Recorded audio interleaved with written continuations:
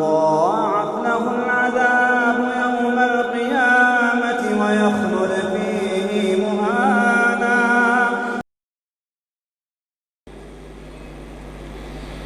حدیث مبلغ ہے تو معلم بھی ہے، معلم کائنات حدیث ہے۔ لقد من اللہ علی المؤمنین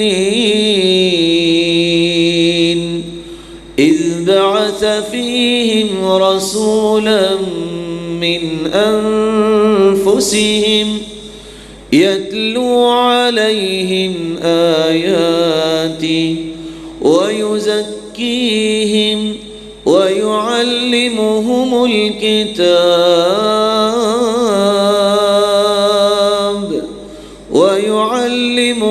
الْكِتَابَ وَالْحِكْمَةَ وَإِن كَانُوا مِن قَبْلُ لَفِي ضَلَالٍ مُبِينٍ۔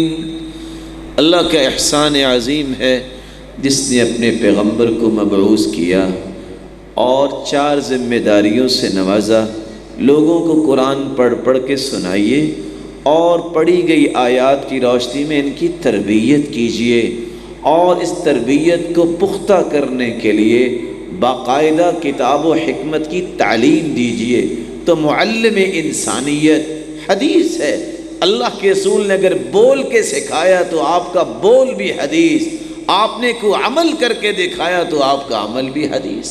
اس سے پتہ چلا تعلیم ہو، تدریس ہو، سکھانے پڑھانے کا کوئی سلسلہ ہو، جب تک وہ حدیث کی روشنی میں نہیں ہے اس کو تعلیم کہنا ہی درست نہیں ہے۔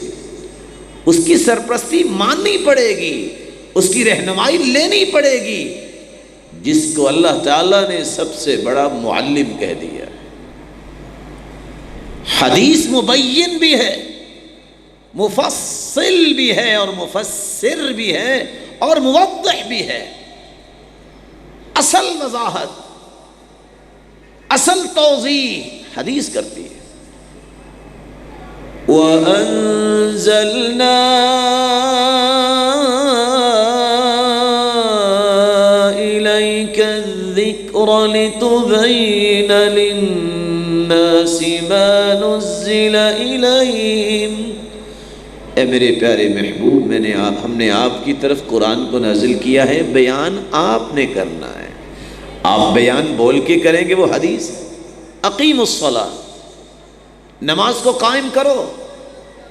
کوئی ہے ایسا قاری اور حافظ میرا محترم جو بتائے کہ کس پارے میں لکھا ہے کہ ظہر کی 10 رکعتیں ہیں، رکوع میں یہ دعائیں پڑھنی ہیں، التحیات کی یہ دعائیں ہیں؟ کوئی بتائے گا کہ کتنی رکعتیں پڑھیں، دن میں سنتیں کتنی ہیں، تہجد پڑھنے کا طریقہ کیا ہے؟ یہ ساری وضاحت اللہ کے رسول نے دی ہے۔ حدیث نہ ہو تو اقیم الصلاۃ کا معنی سمجھ ہی نہیں آتا۔ آتوا الزکاۃ، زکوٰۃ کو ادا کرو۔ قرآن مجید میں کہاں لکھا ہے کہ اگر 5 اونٹ ہوں تو زکوٰۃ ہوگی کہ نہیں ہوگی؟ اگر 25 اونٹ ہوں تو کتنی بکریاں زکوٰۃ ہوگی؟ اگر 30 یا 40 گائے ہوں تو کتنی زکوٰۃ ہوگی؟ قرآن مجید میں کہاں لکھا ہے؟ کہاں لکھا ہے کہ تمہارے پاس 20 دینار ہوں تو تمہیں اتنی زکوٰۃ دینی ہے، 200 درہم ہوں جس کو چاندی بولتے ہیں اتنی زکوٰۃ ہوگی؟ یہ ساری تفصیلات حدیث نے دی ہیں۔ حدیث نہ ہو تو آتوا الزکاۃ کا معنی کو بیان ہی نہیں کر سکتا۔ وَلِلَّهِ عَلَى النَّاسِ حِجُّ الْبَيْتِ مَنِ اسْتَطَاعَ إِلَيْهِ سَبِيلًا۔ قرآن مجید میں اللہ فرماتے ہیں جس کے پاس مالی اور جسمانی طاقت ہے اس کو حج کرنا چاہیے۔ کہاں لکھا ہے کہ آپ نے بیت اللہ کے جو 7 چکر لگانے ہیں پہلے 3 میں استباء کرنا ہے؟ استباء کا طریقہ کیا ہے؟ صفا مروہ پہ چکر لگانے اور کہاں جا کے آپ نے دوڑ لگانی ہے؟ کہاں لکھا ہے کہ آپ نے مینا میں کتنی راتیں گزارنی ہیں اور کس وقت میدان عرفات میں جانا اور کس وقت پلٹ کے مزدلفہ میں آنا ہے؟ یہ ساری تفصیلات حدیث بیان کرتی ہے۔ خذوا عنی مناسککم، خذوا عنی مناسککم، میرے صحابہ آؤ میں تمہیں حج کے طریقے بیان کروں. حدیث کو اگر نہ مانا جائے حج کا معنی سمجھ نہیں آتا. کتب علیکم الصیام کما کتب علی الذین من قبلکم لعلکم تتقون. روزے فرض کیے گئے ہیں، لیکن کہاں لکھا ہے کہ نفلی اور فرضی روزے میں فرق کیا ہے؟ کہاں لکھا ہے کہ فرضی روزے کے لیے آپ کو نیت کرنا ضروری ہے، اور نفلی کے لیے اگر آپ کو صبح بھی نیت کر لیں تو کام چل جائے گا؟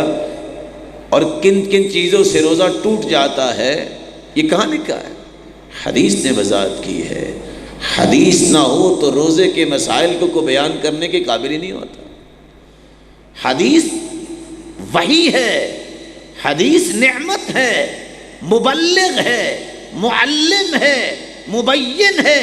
اس سے ایک بات اور سمجھ آئی، دنیا جہان میں پڑھا لکھا انسان، دنیا جہان کا ٹاپر فلاسفر میں سے اور ڈاکٹر میں سے اگر قرآن کا مفہوم یا مدعا پیش کرے، اگر حدیث کی روشنی میں نہیں ہے تو وہ توضیح، وہ وضاحت، وہ تفسیر اللہ کے ہاں قابل قبول نہیں.